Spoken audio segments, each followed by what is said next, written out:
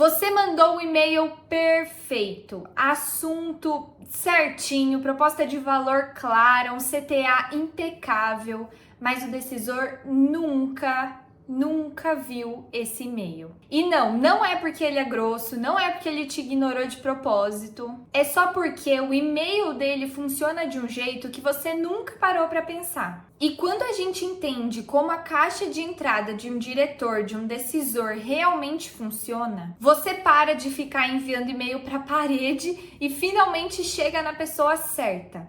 Meu nome é Alice, eu faço parte da Easy e eu te convido a ficar comigo aqui pelos próximos minutos para eu te explicar qual o caminho que seu e-mail percorre e onde ele morre antes de ser lido pela pessoa certa. Vamos começar então com um exercício de imaginação. Imagina o diretor de uma empresa de médio porte, que fatura o quê? Seus 20, 30 milhões por ano. E essa pessoa chega então no escritório às 8 da manhã na segunda-feira e abre o e-mail.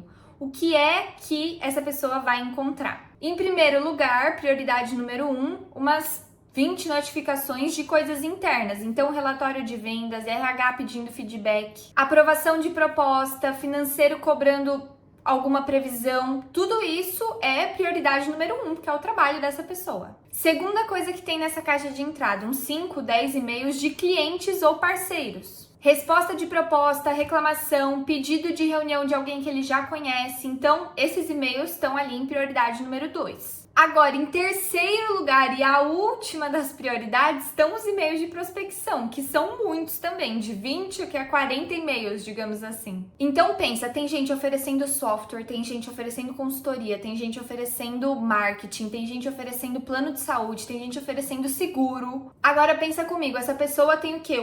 Talvez 2 horas para administrar tudo aquilo, para ver e responder todos esses e-mails. E onde você acha que os e-mails de prospecção estão nessa fila? Os coitados estão lá no final, mas no final mesmo. Porque na maioria dos casos o seu e-mail nem chega a fazer parte dessa fila.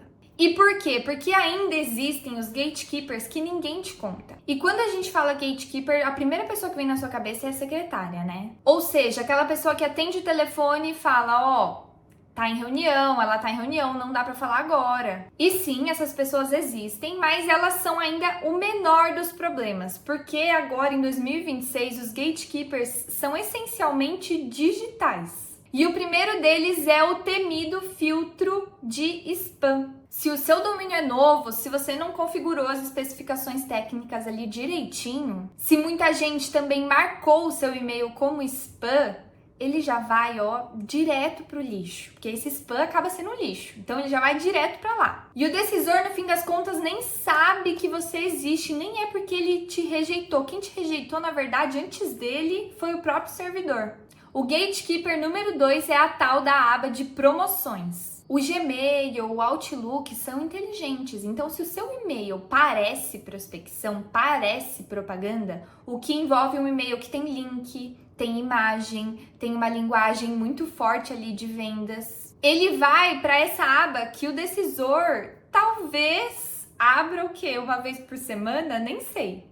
Já o gatekeeper número 3 é o alias, o tal do apelido do e-mail, como você preferir chamar. Muitos diretores não usam o e-mail que está no site da empresa. O e-mail alice@empresa.com.br redireciona para um e-mail pessoal ou para um alias que ele só verifica ali de vez em quando. Ou seja, você até está mandando para o endereço certo, mas a pessoa em si não está naquele lugar, não está lá. E o gatekeeper número 4 é o assistente. Então, na maioria das vezes, tem uma pessoa, que seja um estagiário, que faz a triagem do e-mail desse diretor. E é essa pessoa que decide o que é relevante. E o que é relevante? É algo que o chefe pediu para resolver, ou algo de alguém que o chefe já conhece. O resto, arquivado, deletado, ou pelo menos respondido com não, a gente não tem interesse, obrigado. Então, olha o percurso do seu e-mail. Ele precisa passar pelo filtro de spam, escapar da aba de promoções, chegar no endereço certo e sobreviver à triagem de uma outra pessoa que não o diretor, o decisor, para só aí competir com tantos outros e-mails de prospecção que já chegaram nessa pessoa, que na verdade tem 45 minutos até a próxima reunião, até o próximo problema que ele já vai ter que resolver. E você achando que o problema maior era, sei lá, o assunto do seu e-mail. E não, olha todo esse caminho. Agora você já entendeu o campo de batalha, então vamos falar de estratégia, porque existem 3 coisas que passam por todos esses gatekeepers e eu vou te contar. E a primeira coisa que a gente já falou em outros vídeos é a tal da indicação. Se alguém de dentro da empresa encaminha o seu e-mail para o decisor, acabou. Não tem mais filtro de spam, não tem aba de promoção, não tem assistente que vá arquivar, deletar o seu e-mail. Por quê? Porque é um e-mail interno de alguém de confiança que mandou, olha isso aqui, acho que é com você. Ou seja, a gente fala de uma taxa de abertura aí que é 100%. E daqui a pouco eu vou te ensinar como conseguir essa indicação mesmo sem conhecer ninguém de dentro da empresa. Mas então vamos lá. A segunda coisa é a especificidade. Existe uma diferença entre 2 tipos de e-mail, que é a diferença entre aquele e-mail que diz ajudamos a sua empresa a vender mais, em comparação com um e-mail que tem todo um contexto e uma análise muito mais inteligente. Que poderia ser tipo, vi que vocês abriram uma filial em Campinas no mês passado. Quando tal outra X empresa fez o mesmo movimento, o gargalo foi montar uma equipe comercial local em 90 dias. Então, existe uma clara diferença entre essas 2 mensagens. O primeiro e-mail é mais genérico, agora esse segundo que eu acabei de falar tem todo um contexto, tem uma pesquisa por trás e demonstra um conhecimento seu por parte de quem escreveu o e-mail do setor desse decisor, para quem você quer vender. E escrever um e-mail como desse segundo tipo exige mais trabalho, mais empenho, naturalmente. E o decisor, ou que seja o assistente, consegue perceber isso. Qualquer pessoa consegue perceber isso. Terceira coisa é o canal certo. Às vezes o e-mail não é o melhor lugar para falar com aquela pessoa, tá? Se essa pessoa publica todo dia no LinkedIn, por exemplo, talvez faça mais sentido você fazer um bom comentário num post dessa pessoa, acompanhar ela ali por dias e depois mandar uma mensagem direta curta. Muito provavelmente vai funcionar melhor. Se a empresa é familiar e o dono tá ali direto no WhatsApp, talvez uma mensagem por lá também funcione melhor. O canal certo não é o mais fácil para você, é o que o decisor com quem você quer falar usa e ponto final. Mas enfim, dessas 3, a mais poderosa é a indicação. E a forma de conseguir essa indicação chega até a ser meio contraintuitiva. E aqui é onde a maioria erra feio, então presta atenção. Você manda um e-mail para o diretor comercial e acaba que quem te responde é o analista, o coordenador, o assistente, quem quer que seja. Só é alguém que claramente não é o decisor. E aí acontece uma de 2 coisas e as 2 são erradas. Erro 1, tentar vender para essa pessoa, porque você já pensa assim, bom, pelo menos alguém me respondeu. A gente tá acostumado a não receber resposta nenhuma, né? Então já fala assim, pelo menos alguém me respondeu, eu vou tentar vender para essa pessoa, vou seguir aqui com essa pessoa. Só que infelizmente essa pessoa não tem poder de decisão, então você perde seu tempo e pior, ainda queima o contato. Erro 2, ignorar a resposta dessa pessoa e mandar um novo e-mail para o diretor, porque você pensa, essa pessoa aqui não vai adiantar de muita coisa ficar falando com ela, aí você vai e escreve um novo e-mail achando que assim você vai chegar no diretor. Só que aí você já faz a pessoa que respondeu se sentir completamente inútil e ignorada. E aí você já queima a ponte toda que faria você chegar até o decisor. A jogada certa é totalmente diferente e ela é muito mais simples do que você imagina. Quando alguém que não é o decisor responde, você faz 3 coisas. Primeiro, agradece essa pessoa, então muito obrigada por me responder, fulano, agradeço demais o seu tempo. Em segundo lugar, explica com transparência qual que é o rolê todo. Então já fala algo do tipo, eu acredito que essa conversa faça mais sentido com alguém da diretoria comercial, porque envolve decisão no pipeline. E terceiro, você pede a indicação. Então termina assim, você poderia encaminhar esse e-mail para a pessoa certa? Ou me passar o contato dessa pessoa?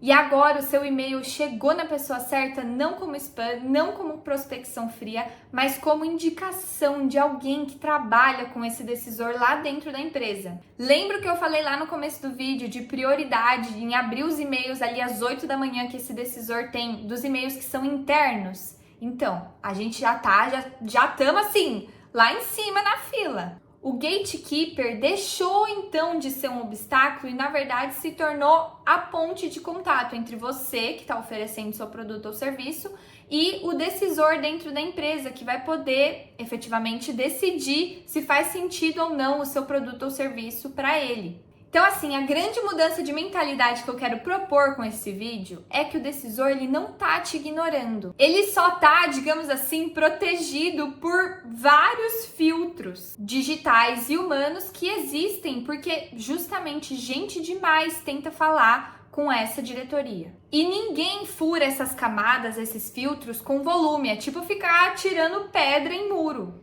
O que é necessário mesmo é precisão, e nesse caso, precisão significa saber quem é o decisor real. Não o que está no site, mas realmente saber quem de fato decide. Saber qual canal essa pessoa usa de verdade. Saber o suficiente sobre essa empresa para escrever uma mensagem, um e-mail que realmente prove que você fez o dever de casa e está interessado e entende todo o contexto que envolve aquela empresa. E claro, quando alguém que não é o decisor te responde, tratar essa pessoa como um aliado e não como um obstáculo.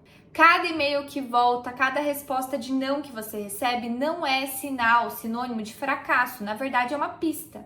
Então vamos combinar aqui entre nós que antes de você sair mandando mais e mais e-mails, você vai fazer o seguinte: pega os últimos 20 e-mails de prospecção que você mandou. Quantos desses e-mails passaram por todos os filtros que eu te descrevi nesse vídeo? Quantos eram específicos o suficiente para se destacar dentre os outros 30 que estavam na caixa de entrada de quem você quer falar? E quantos chegaram via indicação?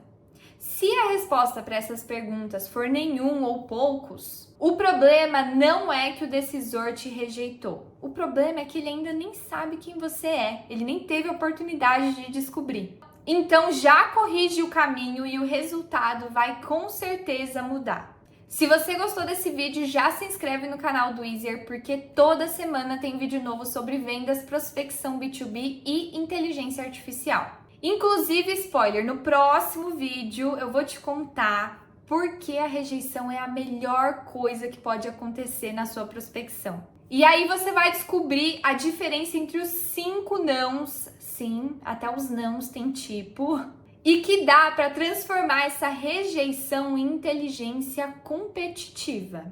Te juro, prometo para você. E que não tem nada a ver com fracasso, como a maioria das pessoas acaba enxergando o não ou qualquer outro tipo de rejeição na prospecção fria, tá? Mas enfim, isso é assunto para a semana que vem.